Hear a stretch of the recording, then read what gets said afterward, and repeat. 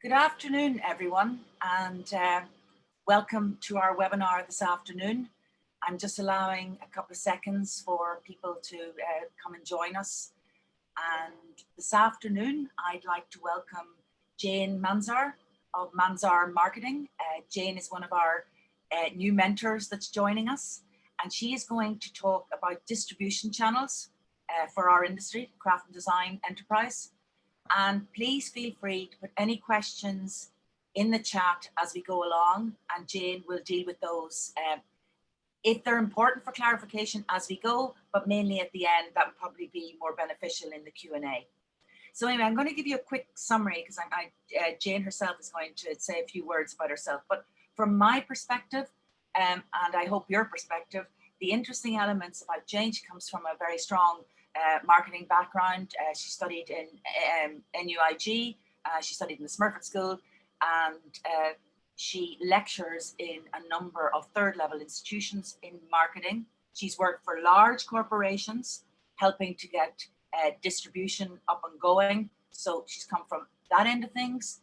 But fundamentally, she's from a family of entrepreneurs. Both her parents were entrepreneurs. Her mother owned a gift shop. Some of you may have met her on your travels. And it was that drive that Jane feels she can bring to this conversation, as well as, of course, her professional expertise. So with that, I'm going to hand over to you, Jane. Welcome. Thanks a million, Emer, and hello, everyone. And Emer, I presume you'll keep me on track from a time perspective. I know we've an hour, so I'm going to open up the presentation first. So just give me 1 second here. I have it ready here now. So let me just pull it up here now. Here we are.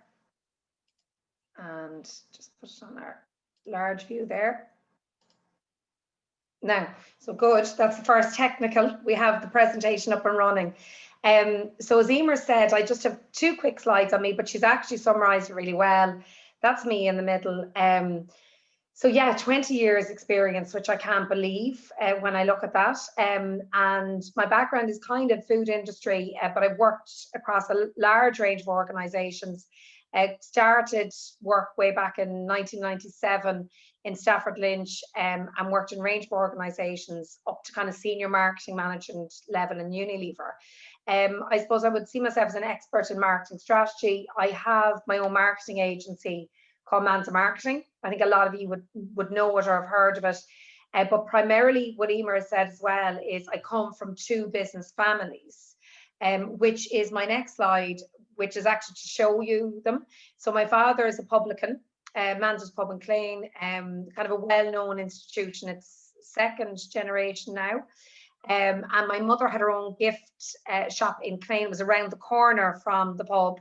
So literally you go out the door and it was literally around the corner, which is now Bob and Kate's. And she ran that for 25 years. And then I got the bug myself then in 2016 and set up my own agency. And as Emer said, I mentor with the Design and Crafts Council, with Enterprise Ireland, Intertrade Ireland, a lot of government bodies, and I do private marketing and branding and all that. But I'm a very passionate marketeer, but also a very passionate business person because I run and drive my own business, and I'm working with people like yourselves on a day-to-day basis and helping you grow your sales and your distribution in particular. So today, what we're going to talk about, and the 4 Ds of distribution, I actually came up with this myself on when I was doing the presentation. I was looking at the different areas that I would look at as a brand marketeer and a business person when I'm looking at distribution for your brand. So I actually broke it down into 4 key steps because I'm very logical. I like to have step 1, 2, 3, 4 in how I get things done. So the first thing we're going to look at is distribution. And actually, this is probably the lion's share of the presentation. So it's the channels, how to get your product to market, thinking of all the different areas where you can sell your product. So we're going to have a good look at that. Discover and define then is trying to decide, okay, my customer, where are they going to shop? What are they looking for? That side of things. And then develop which is having a plan and having a route to market, and having all your ducks in a row, as I would say, to get that product landed on shelf, and to increase your distribution. Ultimately, it's about brand awareness and sales. That's what distribution is about. So I'm going to kick you off and into each of these Ds as we go along. So the first thing really is distribution. Very simple. I was trying to find a nice image, but it was actually more the words, as in what distribution is. So it's the activity of selling and delivering your products and your services from you, the designer, the manufacturer, the maker of the customer, and getting it into your customer's hands. Like I would hear so often people talking about marketing and Instagram and Facebook and all of that. It's fabulous, doing great things online, and then people go to look for the product or try and physically find it and they can't. So distribution that's what it's about, and it's about getting product into your customers' hands. So this slide, which is quite good, I took an example of an artist, but you could use this for design, art, clothing, whatever brand or product you would like, but the different routes to market. So I think this is quite a good one for you to look at. And to kind of look at your strategy. So a lot of people, say with this example of an artist, they'd start with maybe your own gallery, you might have a retail location, kind of fairs, festivals, direct marketing, online marketing. So that's direct from the artist to the customer. There's no kind of distribution cost in the middle there. It's kind of direct from you. Then the second route, which is very, very important for kind of brand awareness and people knowing you exist and getting your message out there, is through retailers. So again, that selling directly maybe into smaller retailers is easier to get direct in. So I suppose the example would be Bob and Kate's in Clane, maybe Ratwood, those type of accounts. So that's kind of artist, retail, consumer. The third one, which a lot of people would use, are kind of wholesalers and agents, so people that will work on your behalf. I would call them distributors. So these people, they'll have the contacts in the trade. They'll have contacts with the likes of Arnott's, Brown Thomas, different large accounts. And that kind of expands your reach. That's when you're hitting a certain scale and you want to kind of go national, you want to get into a lot of accounts. But it might be difficult from a perspective of you don't have the distribution network, you don't have the vans, you don't have the route to get in there. Also, agents and wholesalers are mainly a huge help with them is their contacts that they have in the trade, because they would also be selling other brands, so they can go in with a package to the retailer.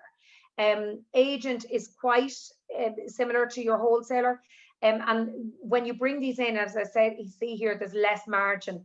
When we're looking at pricing, that's something you do need to think about when you're looking at both agents and wholesalers, is that you will need to have enough money and margin in your costing model so that you can make enough money using this route.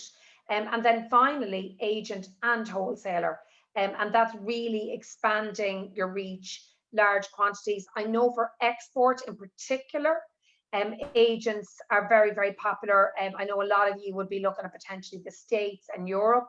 And the benefit of having these agents is that they have feet on the ground. They know people, they know the routes. So I would tend to see this a lot as well with export brands. I have an example of Pestre and Mortar coming up, and they would probably use agents and wholesalers in the larger markets. So that is quite a good slide to kind of break it down and the different routes to market.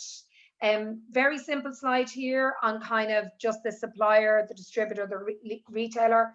So suppliers, the distributor is often the man in the middle.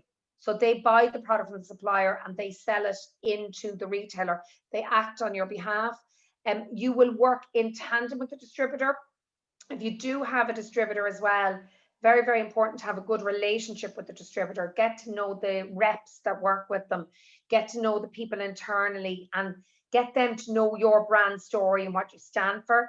The more information you give a distributor or an agent on your brand, the better the sell, the better the awareness, and the better the results. So that was just kind of explain what that is. this is just a quick slide on e-commerce. I know you'll all be aware of e-commerce because online marketing is so important and has gotten even bigger, obviously, with COVID. So these are two nice kind of charts from PwC, and they're very good at doing market trends. And since COVID in particular, you know, digital engagement and digital has become so much more important. So what they were kind of saying here is that it's really important to have a digital side to your business and also distribution, and that, you know, consumers, they're experimenting more with digital and they're purchasing more. But on the other side here, it's to show the opportunities in the other areas of distribution. So you can see here, books, music, games, around 26% pre-COVID had been purchased online, and clothing and footwear is around 18%.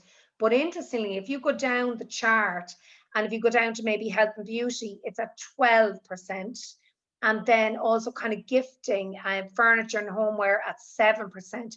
So there's still a huge part of the market that's not been tapped into online. So that's why I put that chart up there, because it's to show the importance of the other areas of distribution and getting your brand out there into the other channels.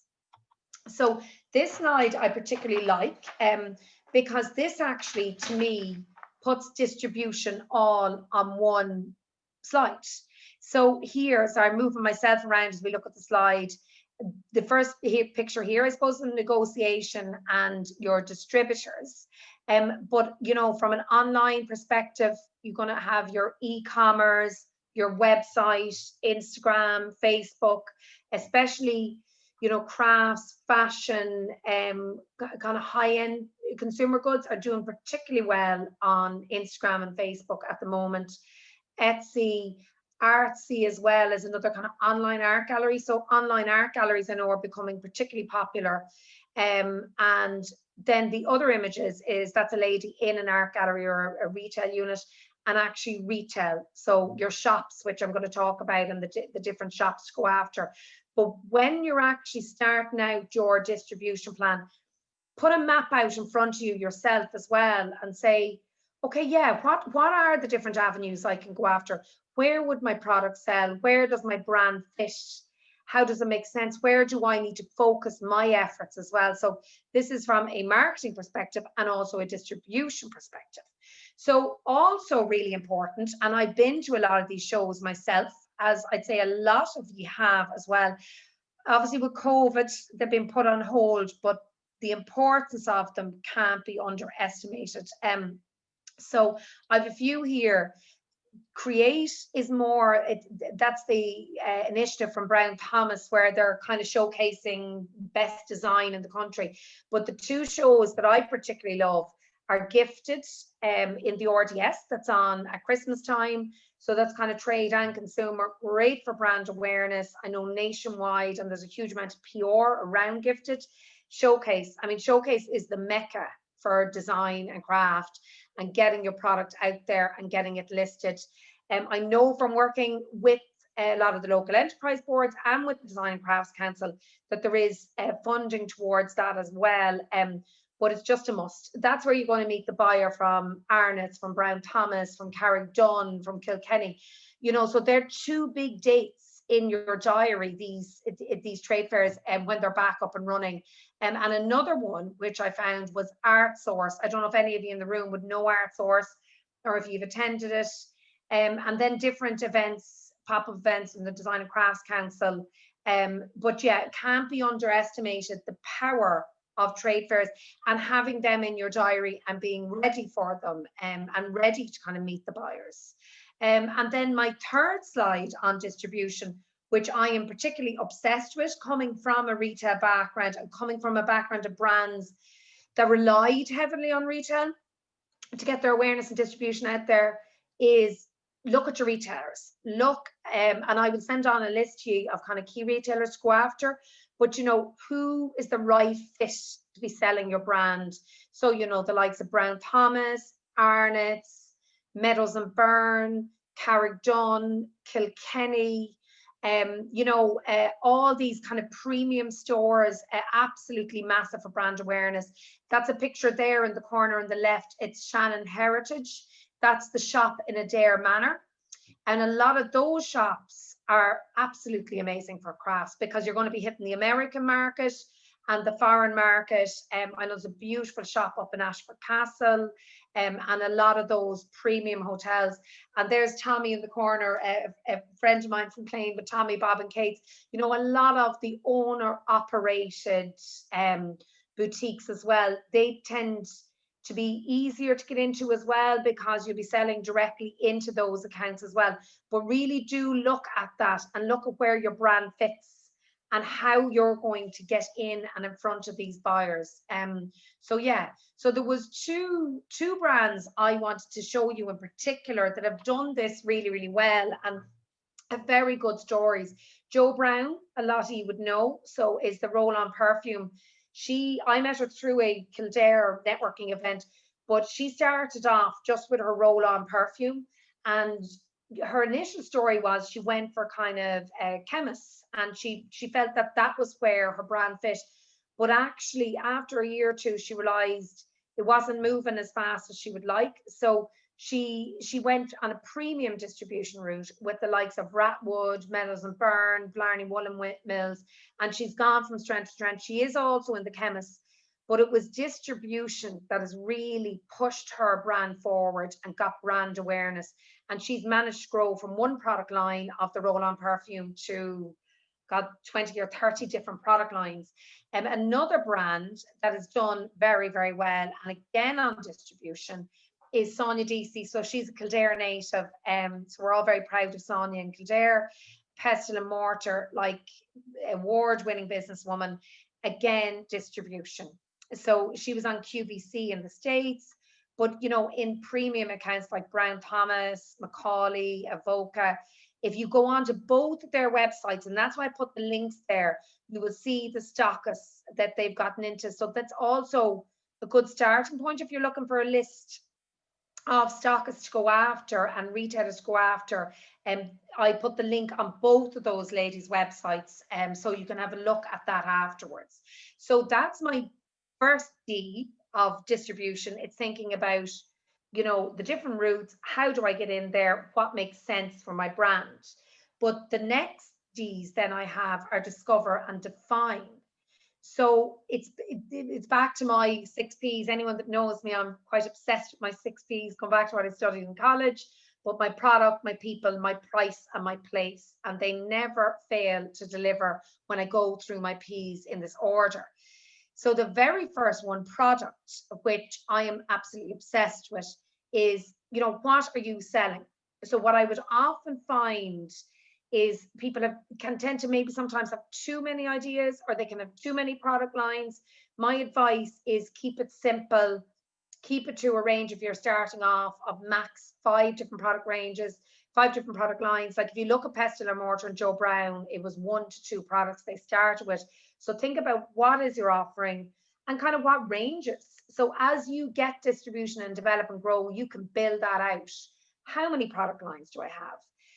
What's your 10% difference? So again, what's my unique selling point? Why is a retailer going to list me over someone else on the shelf? So if I'm a candle brand, why would I be listed, you know, against Yankee Candles or, you know, another brand? What makes me unique? What makes me different? And what makes me stand out? And I think one of the unique things from what I've seen with the Design Craft Council is the owner maker story, is the passion, is the ethos. Go back to your story, go back to your proposition, and just keep asking, why me? What's my hook? And what's going to make me stand out? And why will my product sell ultimately to the end customer? People. Again, people, there's 2 sets of people that you should look at here. There's one is your end consumer, which maybe, for example, me, jewelry, I love jewelry. So I would be Jane, the jewelry fanatic, and a profile on me, you know, my age, where do I live, what disposable income do I have, what type of interest, where would I shop? Like, do I shop online? Do I go into Avoca? Am I a browser? You know, gender, where do I hang out? But so that's one person, or you might have a few there, but the other person I think you should look at as well is, who is your buyer? So who is the buyer in Arnott's? What's their profile? Where do they hang out? you know, what's their job, what are they into. So when I look at people as well for distribution, I don't only look at the end-to-end customer, I also look at my buyer who I'll meet at the trade fair. How can I get inside their head? How can I influence them? So really, really important from a perspective of knowing your customer and who they are and what excites them. And my next price, my next slide, sorry, often causes a lot of debate when I'm in mentoring or working with clients is price.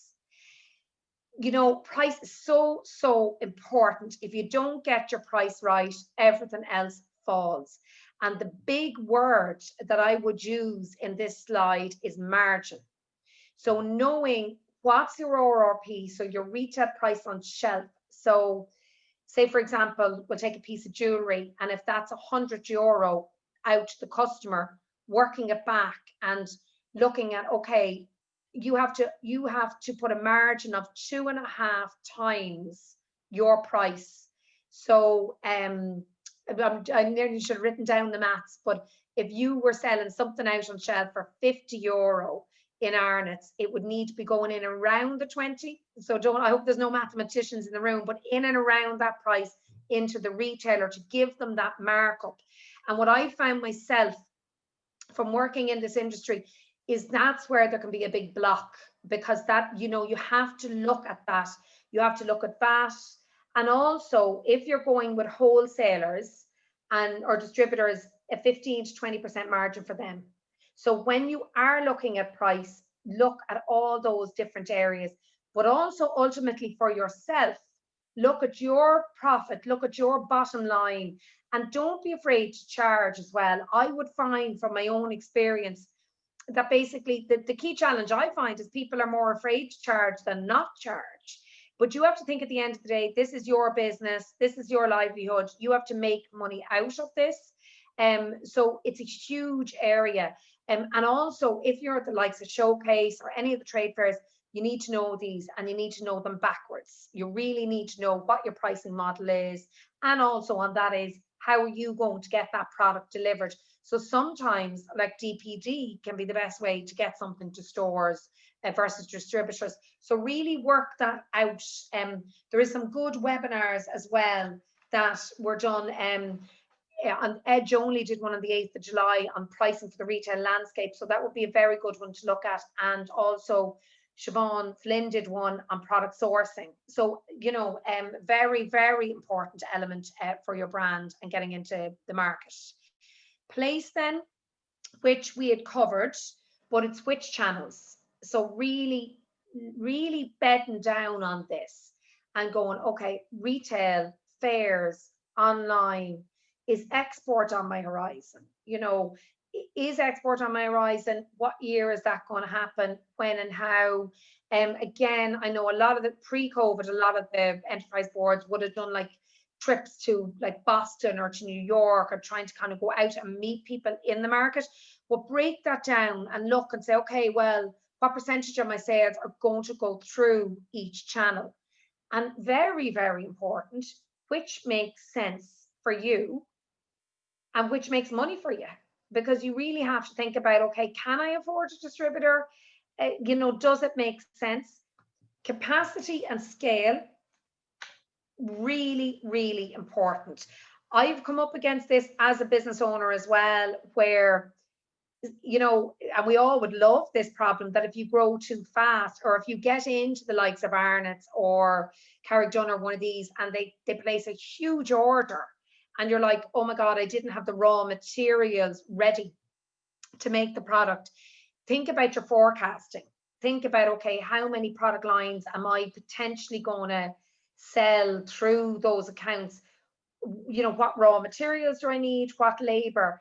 I would find that sometimes that would also happen, that too much success can be a challenge as much as sales being slow. So that's like availability, demand, really trying to plan out what you sell. So I myself, I would use my cash flow, but I also like have a monthly forecast. So I would map out my sales by month. I know in the craft industry, in the design and crafts in particular, there's certain times of the year that are very strong, like Christmas.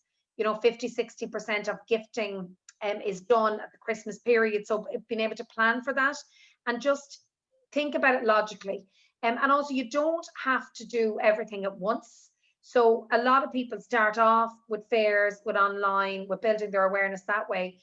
They get a rate of sale, then they'll move into smaller boutiques and shops, build up to the larger retailers and export. So I also would say on place as well is have a timeline for place and when you're going to go into the different accounts and kind of plan and map that out, because it's very important. Because the worst thing as well is that if you grow too fast and you run out of stock, and that's another problem. But that's my place and my P on the planning for that.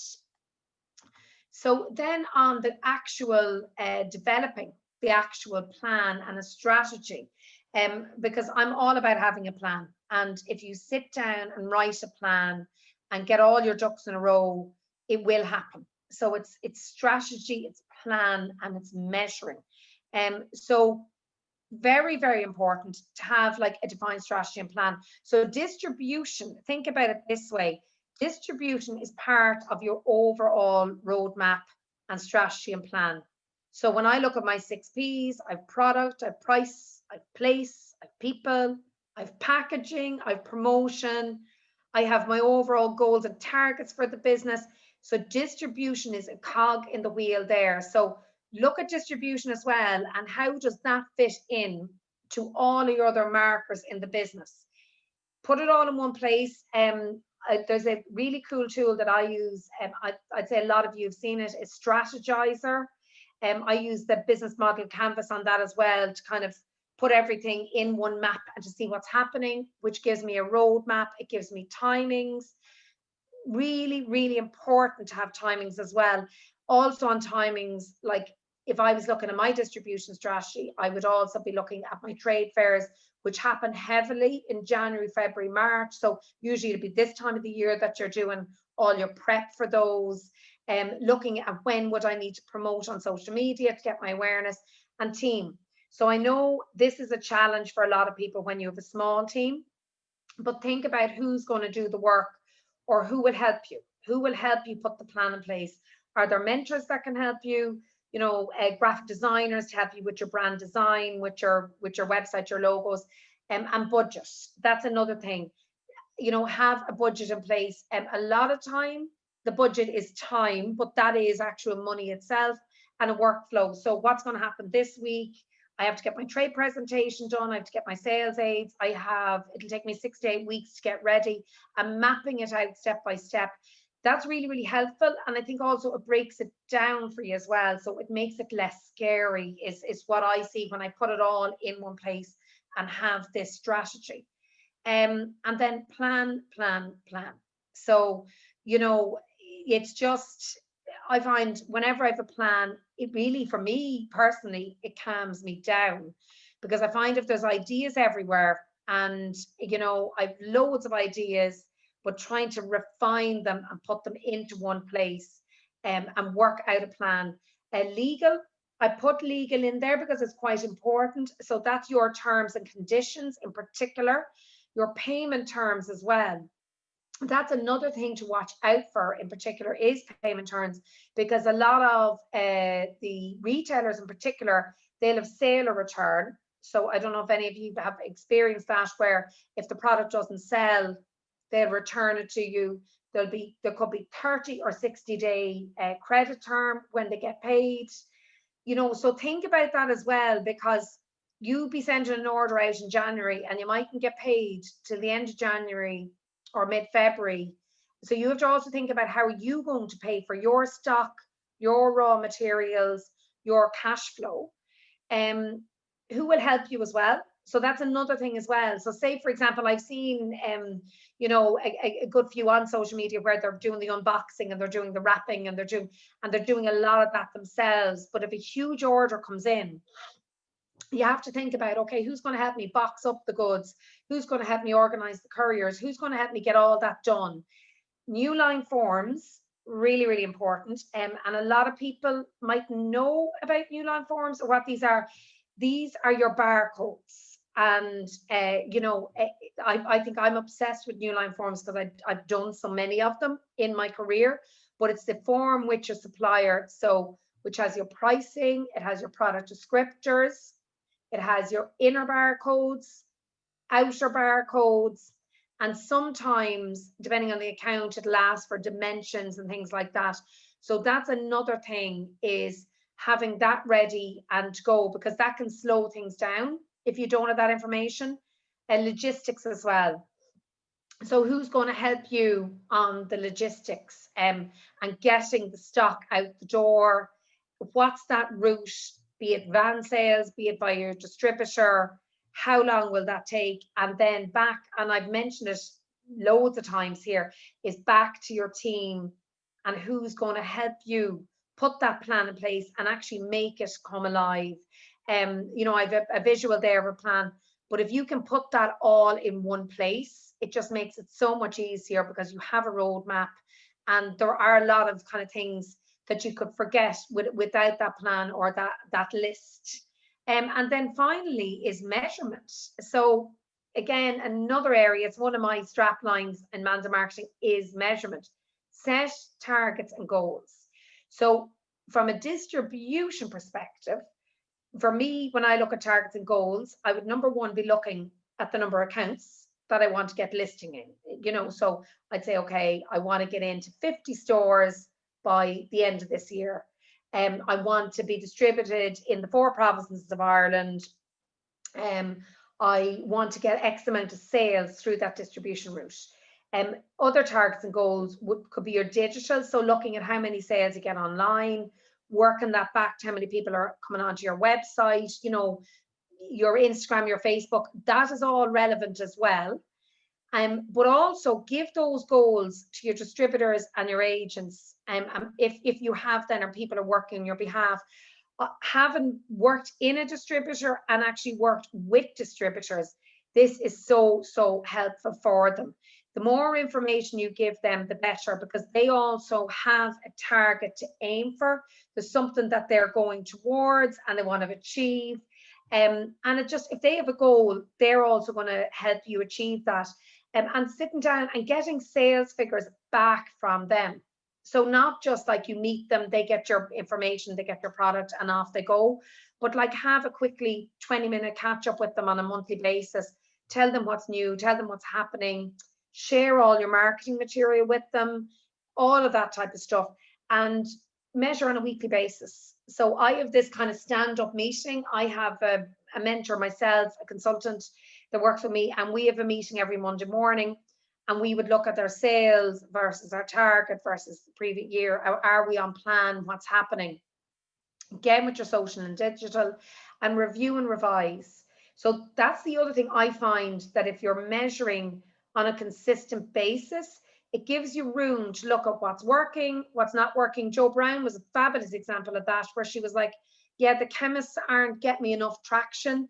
And she totally relooked at her distribution model and got into a lot more kind of gifting and that type of stuff. So that review and revise, that was a prime example of that working and working at its best. So yeah, measurement is so important for your brand. And then finally, so I'm going actually quite fast, but it's the kind of key things here is think outside the box and think about your marketing when you're looking at your distribution plan. It's becoming more and more important. They say around at least 80% of people will vet you online, will look you up, especially in the industry you're in. They want to see beautiful imagery. They want to learn about your brand. They want to know about you, the maker, the designer, the crafter. So think about marketing your brand to your customer, to your buyer, to your distributor. So think about that marketing plan and how that ties in with your overall plan. Again, here's an example. It was really, I pulled this together because it's a lovely example of marketing the brand from a 360 degree. This is why I love this brand. So in the corner, you have an example of point of sale. So that's really important as well, is to look at how is my product going to be displayed in store? What is it going to be on a stand? Is it going to be on shelf? You know, how is it going to look? So you can see there with Peston and Mortar, they had a bespoke stand ready to go into store. So that solved a problem for the retailer, that they had somewhere to put that. This is their Instagram feed. They've 33,000 on Instagram. They deal a lot with influencers. Sonia DC does a lot of videos, very well managed, daily stories, always on it. And PR. PR is an absolutely amazing way to get your name out there. That's an example of You Magazine. I know a lot of people, there's Social and Personal, Tatler, Image, you know, also awards. I was chatting to Emer earlier, and I went for an award last week, and that was up on social media, and the traction that it gained. And there are a lot of awards in your industry as well that you can go for, and that's absolutely brilliant for brand exposure. And this year was just an example then of when Sonia got on QVC. But when you're thinking about distribution, do also think about your overall marketing plan and what you can show your buyer and your customer, because they will vet you online as well. They'll go onto your social, they'll go onto your website, they will do a full analysis of you as well before you go in to meet with them. So that is my presentation. I'm ahead of schedule. It's taken me around 35 minutes there to go through that, but I hope there is some good questions and kind of, you know, ideas coming out of what I presented there to you. So Emer, yeah, that's my presentation. Jane, thank you very much for that, and thank you on behalf of our audience. Now, I have some questions, but great. I'd like you to tease out an example for me, okay? Okay, great, okay. Right. And I haven't rehearsed it with you before, so you can... That's all right, well, I hope I know it. No, you can deal with me afterwards. Okay, it would be an objective to improve retained profit for makers, to yes. You know, survive, grow, and increase their retained profit. I mean, that's in my mind what we're aiming for. Okay, so an aim I would have is that as large a percentage as possible of our clients are above the VAT threshold. Okay. Okay. Okay. But if they decide something else, that's their decision. But that would be, from a business perspective, an objective I would have. Now, I thought the slide on measure was excellent. And Brian's come back to join us. The slide on measure was excellent. And could you maybe map out for me how you would look at setting goals and measure to get one to that goal of over the VAT threshold? Yeah, so isn't that the VAT threshold is 37.5 or 38? No, 70, 75. Yeah, 70, 75. For goods. To get, yes, sorry, yeah, you're right. Yeah, for me, you know, for me, Emer, it's all back to the initial goals and targets of the brand. So I always start with the big picture. If I'm looking at your goals and targets of measurement and of getting people over that VAT threshold, I would start by my big figure. So I would start my turnover figure of, I want to bring in, I'm making figures up here now, but I want to bring in 60 or 70 grand in sales to me. And then what I do is I break it down then via the channels. Okay. So like what you're saying, and that's where you want with the profit. So I split it. I have a thing that I use called revenue buckets. So anyone that's worked with me, they quote back my revenue buckets.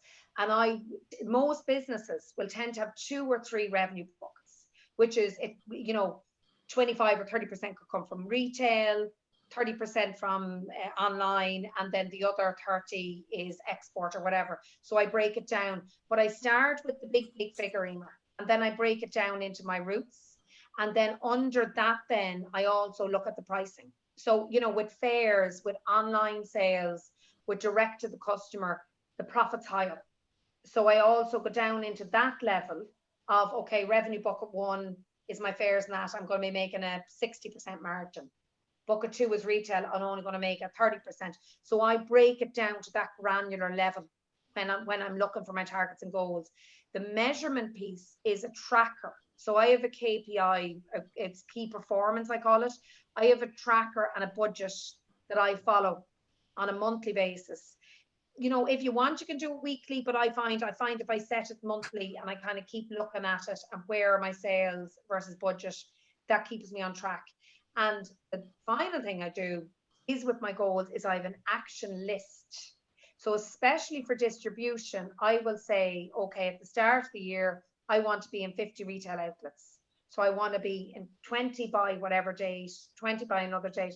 And if I have an action oriented list, it has to be done by a certain date. That's it. And actually one last thing I do, which is I have someone that holds me accountable, because I found that as an entrepreneur myself and as a solopreneur, it's easy to get lost in the fog a bit. So I have a sales professional that I have my weekly call with, and she will say to me, where are you? Are you on track? What sales did you win? What happened? So that go-to person keeping me accountable helps me to grow my sales. So there's quite a few elements there, Emer. Okay, that's. I hope I answered that. I know it was a long answer there, but no, yeah. You're approaching it in the right way. You know, you mentioned Jo Brown. Yes. And I don't know, we're not going into too much detail. Yeah. What triggered her to use a different distribution channel? Yes, that's a very good question. Was that her longing to grow? You know, yes. I mean, I know I'm obsessed with the 75,000, but bigger. Yeah, I just want. Yes, it's volume. With Jo Brown, now Jo Brown, I met her through Network Kildare. She came in and gave a talk at Network Kildare, and I actually ironically didn't I ask her a question on distribution at that event, and she said she started off, and it was back to that people, the P on the people, that she didn't figure out her persona or her target spot on when she started off. She felt, because perfumes, you relate perfume to chemists, you just kind of think that way, that she felt that the route was chemists. But because she was going premium and she had a very different product, she then regrouped and relooked, and she realized that actually perfumes as well is gifting. It's gifting as well as, and a perfume is mainly gifting. So she said she went out to store. She went out, feet on the street is the other thing. She went out to Avoca, to Kilkenny. She did like a day in town, you know, went around and looked and said, oh my God, there's my competitors. There's, I don't know, Cevite or other kind of beauty brands. And they were in the likes of Avoca. So she re-looked and she went, there was so many other areas that she wasn't hitting. And she said the minute she changed that and got her distribution right, her figures just soared. And Pestle and Mortar will be the same. So focused on distribution, and the two women, and they had that hunger to grow. I think they just, another thing that I've seen with these two ladies is the vision of the brand. Like, you look at both of their brands and their brands are impeccable. Now, I am obsessed with branding. I just love it. But like Pestle and Mortar, when I met her, her brand photography, she's married to a photographer, that was a help, but her brand photography, her logo, her design, her website's immaculate, you know, all her social. But then you go into store and you remember her, you see this beautiful logo, you see this beautiful image. She's prominent, you can't miss her. She has fabulous stands. It's the whole way through from beginning to end. So there was drive there, but I would say a lot as well, Emer, was going back to their goals and targets as well themselves and saying, I want an X turnover company. I want to employ people, you know? So yeah, so that kind of, but I definitely saw it with Jo Brown as an amazing story. Good. Yeah. I have a question here, and the product's absolutely lovely. It's from Emily Jean. Oh, I know her. Yeah, you know Emily Jean's work. It's really gorgeous. So Emily, I mean, for those of the audience who don't know Emily, she'd been designing occasion wear, headwear for weddings and special events. And in May, she launched, I mean, and they're absolutely amazing, a new headband accessory called a turban, right? And it's been really successful to date. And it's at a very good price point, actually. It's 45 to 55 euro, yeah? And she's not yet in a position to wholesale, but she'd like to distribute. Is it possible to give the retailer a percentage instead of wholesale, or should she wait until she's in a position to wholesale, full stop? Okay, that's a very, very good question. And that's about timing and being ready. So from my experience, if I was Emily Jane, and I can talk to you about this, Emer, afterwards, I would go with the kind of low hanging fruit first, okay? So accounts that you can get into easier, which is like You know, the likes of Bob and Kate's. There's another lovely shop in Athboy. She's called the Gift and Home Store, McElhenny's, you know, the kind of owner operated ones. So they're easier to get in front of the buyer. They're really supportive of Irish craft, and get a list of 20 or 30 of them. And you know, you look at then potentially using DPD or whatever to get your stock to the store. That as well will get you a rate of sale. So what I mean by rate of sale is, then when you're ready to go into Arnott's or Brown Thomas or those, well, yeah, I've sold £5,000 in this shop. It's moving, there's traction. The wholesaler and the distributor, to me, is when you want scale, when you want to get into more accounts, and when it is a challenge that logistically, like it's going to start costing you more, or even those intros, those door openers, and particularly I think Emer as well, export, you know, that side of things. But I would say to her, she could start, as I call it, the baby steps, and go into those smaller accounts first and build her way up. I don't know if she has tried that, but that would be definitely my recommendation.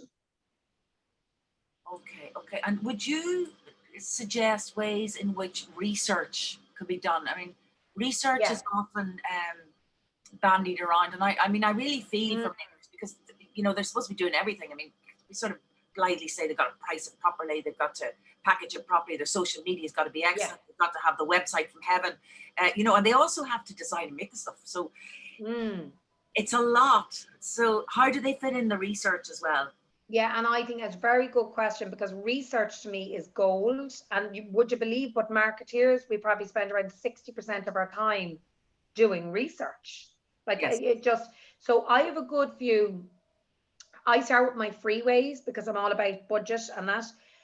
Mr. Google is my first one, is sitting down and a day or two, probably 2 days, where I will sit down and will look at all my competitors. So I look at their website, their Insta, their Facebook, you know, look at all that, look at their brand. So that's the first area I look for research. Then I also look at trends in the market. So, you know, like PwC is a great one, actually, in particular, Emer. I'll send you the links. They have 2 fabulous reports on trends in consumer marketing. And things like sustainability is so massive. You know, wellness, all those. I look at the trends as well, and especially in design and creative is fashion. Like, I mean, you know, it's such a trend area. So I look at that, and there's a lot of free resources online there as well. And then out a feet on the street, that's one big one, Emer. Now, I know with COVID it's harder, but I would have always put a day aside and make it a nice day. Like, you can actually have a bit of fun with it. Go out, bring a friend with you, and you go around the shops, and what you will see when you can touch and feel the products and look at their stands and everything, go out there and do that. And my last one that I look at is SurveyMonkey. So I know a lot of the people in the room would know SurveyMonkey. It's surveymonkey.co.uk, and you can do customer surveys. So I would do this when you're at the concept phase. So I've worked with a good few clients where we've been a concept, where we've been ready to launch the product, but I'm like, no, I want to make sure that price is right. I want to make sure the logo is right, that we're happy with the brand. And if you interview 10 plus, you're going to start getting your answers. Very, very good one, Emer, for pricing, and to try and test the market on pricing is that the survey. So yeah, but I would spend quite some time on the research, because you will catch things when you're doing that. That's good. Yeah. Also in our industry, because the design and the product itself and the product process is really important, it's quite hard to fit in, and this is a difficult one. And we verify this, that 50% of the time should be spent on marketing and its associated facets. Yes, 100%. But that's not just your industry, Emer. That's entrepreneurs and that's solo. I mean, I'm one of these people, and I suppose I'm testament to when I actually have driven my marketing that the sales have come in. It is 50%, because, and if I look at the work week and say my work week, one day kind of selling and getting networking and getting to know people, one day then social media, my planning, my all of that, and then 3 days physically working, as I call it, the stuff I love, as we all want to be doing, the 5 days on that. But I have 2 days for that marketing and that, because if people don't know you exist, how can they buy you? So you could have the most fabulous headpiece or dress or anything, but if I don't know you exist, I'm not going to buy. I'm not going to know about you. And the power of it, and it takes you to the next level. So you'll be right in around 50% of your time spent on marketing. One of my tips as well for marketing, and it's fabulous talking to designers and people that are into that, is brand. Get your brand right from the start. You know, get a good logo. If you have funding and you're going to invest in anything, invest in your packaging, your design, your logo. It will take you so far. It's unbelievable. So, you know, don't skimp on those things either. And the other thing I'd say to people is have a brand Bible, which I'll explain, which, you know, Emer, brand Bible is your logo, your fonts, the usage, all that type of stuff, you know, because you're going to use that across point of sale, you're going to use it across your social, all of that. So yeah, it's just so important. It's great to hear that, you know, confirmation and reiteration of it, because most craftspeople work 6 days a week. Okay. Yes, or probably 7. I prefer if I'd actually prefer if they're working 5.5, but they're working 6, and most of them are working 7. Well, they're actually probably working 8. They're working 7. So let's say they're working 6. That they're going to be spending 3 days a week on marketing. It's quite a difficult concept to get your head around, but I mean, we'll leave it out there for the time being. Emily Jean has come back, and she was saying that she's not approached anyone yet. Okay. But she has an outlet in mind. And she's apologized. We don't have to apologize for your question. What would be a kind of an acceptable percentage to offer? That's the 2.5 times. So that's, you know, and Emer, I've asked this question of a lot of retailers. And so that percentage, what's 2.5 times percentage wise? It's basically if you're making something for €20, the retailer, I'm working it back. If the retailer is selling something for €50 on shelf, they're looking at it for around €20 off you. That's multiplied by 2.5. And then if you want to make your 50% margin, you have to sell it for around 10. So say you were around the 2.5, because I have had that challenge with a lot of people. And a big question I've been asked, Emer, is will retailers negotiate with you? And my answer is no, not really. Because they have to make a profit. And that's where a lot of designer crafts, all that, are getting blocked at the door, because they don't have their pricing model, like they can't afford to give it to the retailer. So if she can keep that 2.5 times in her head, that's my answer. And 2.5 is actually quite conservative. Yeah, it is actually, Emer. Some areas, particularly accessories, it'd be kind of 2.8, 3. Or 3 even. Yeah, exactly. It's, you know, so it really, and also, because I'm a marketeer, I always say to people, work with your accountant to make sure the figures are correct. I do figures with people, but I'm marketing. So I say, you know, get your accountant as well to help you. And the other thing, Emer, is very important, is make sure you pay yourself. Make sure you pay for labor, because like it takes you so long to make the items. Make sure you get a wage out of it and you pay yourself as well in your costs, you know. So that's really important.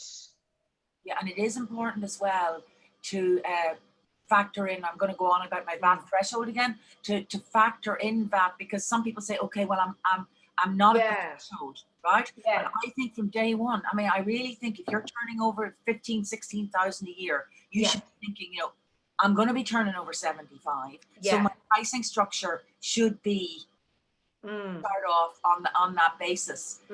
So from that perspective, I think it's worth everybody's while going back and looking at the various webinars that we've run this far. Definitely. If anybody wants to go into it in more detail on a one-to-one mentoring session, or through another webinar, I'd be more than happy to do that. So I think today has given us a huge gamut of things to think about. And I'm just going to close up now. So I just give anybody a chance. If anybody has one final question, I hope, Emily Jean, that's answered your question. And do you have any final comments for us, Jane? No, I just hope this is my first webinar with the Design Crafts Council. Hope first of many, but I hope that it was beneficial to people and that they enjoyed it. You know, and if anyone has any queries after, just let me know. But no, not really. I don't really. I just I hope that people found it beneficial, and that there was some good insight there for people. Okay. Did you have any?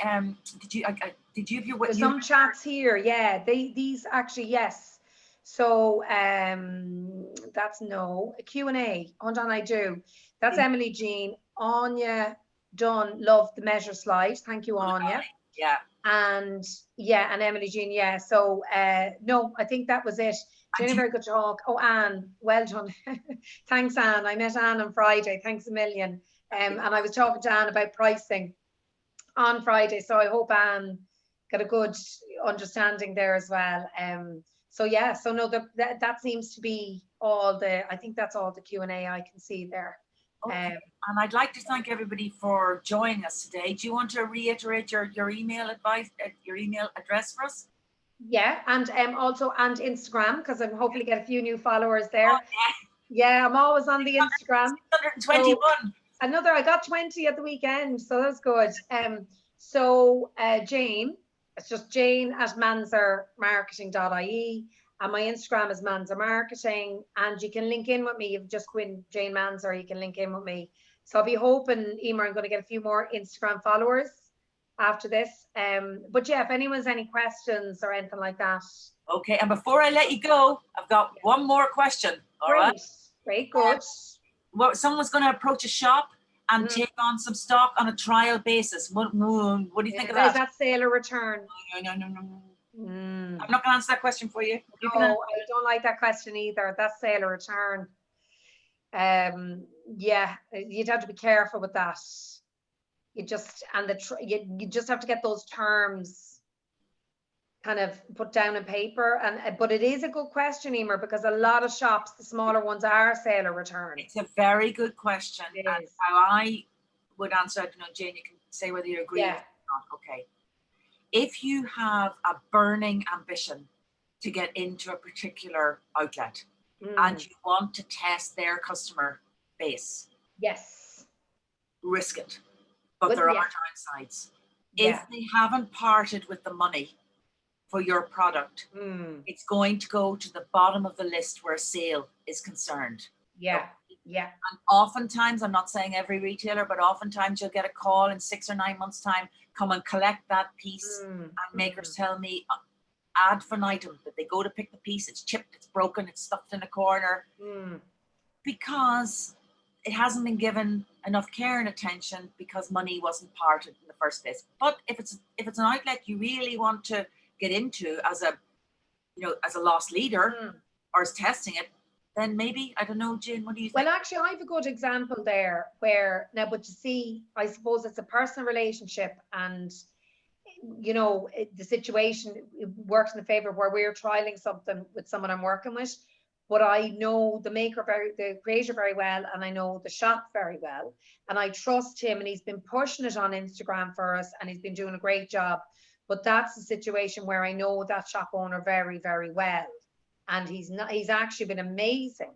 But I'd agree with you, because even I found that as a consultant, Emer, if I ever offered to do free work, I could write a book. I could actually write a book. And when I started, people said to me, don't do free work, but probably I didn't listen. Off I went, and then realized, no, it never really got finished, because it just goes to the bottom of the list when it's free.